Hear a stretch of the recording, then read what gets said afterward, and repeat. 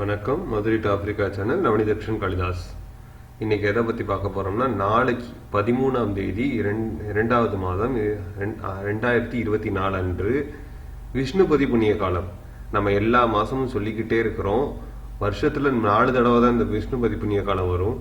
இப்போ மாசியில் வந்திருக்கு, அடுத்து வைகாசியில் வரும், அதுக்கடுத்து ஆவணியில் வரும், அதுக்கடுத்து கார்த்திகையில் வரும். ஸோ இந்த 4 மாதம் தான் நம்மளுக்கு மாச பிறப்பு அன்னைக்கு வரக்கூடிய விஷ்ணுபதி புண்ணிய காலம். இந்த விஷ்ணுபதி புண்ணிய காலத்தில் போய் நம்ம பெருமாள் கோயிலில் 27 சுற்றணும், 27 பிரதர்ஷனம்.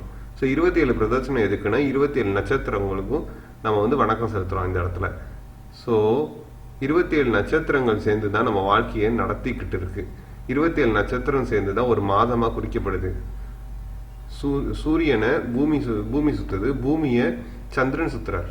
ஸோ அந்த சந்திரன் 27 நாளில் சுத்திடுவார். ஸோ அதை கணக்கு பண்ணி தான் நம்ம செய்கிறோம். சந்திரன் பெருமாளுக்குரிய நட்சத்திரம். பெருமாள் காலடியில் தான் சந்திரன் இருக்கிறார்.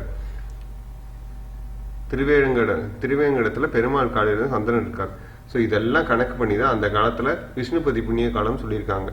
ஸோ பல்லாண்டு பல்லாண்டு பல்லாயிரத்தாண்டு பல கோடி நூறாயிரம் அண்டான தெண்டோல் மணிவண்ணான் என் சேவடி செவ்வி திருக்காப்புன்னு சொல்லி எல்லாரும் விஷ்ணுபதி புண்ணிய காலத்தில் விஷ்ணுவை கும்பிட்டு எல்லாருக்கும் எல்லா நன்மையும் கிடைக்கணும்னு கடவுளை வேண்டிக்கிறேன்.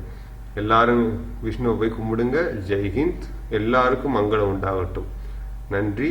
சப்ஸ்கிரைப் பண்ணுங்க, ஷேர் பண்ணுங்க. இவ்வளவு நாள் யார்ட்டையும் கேட்கல, இப்போ கேட்குறோம். சப்ஸ்கிரைப் பண்ணுங்க. நன்றி.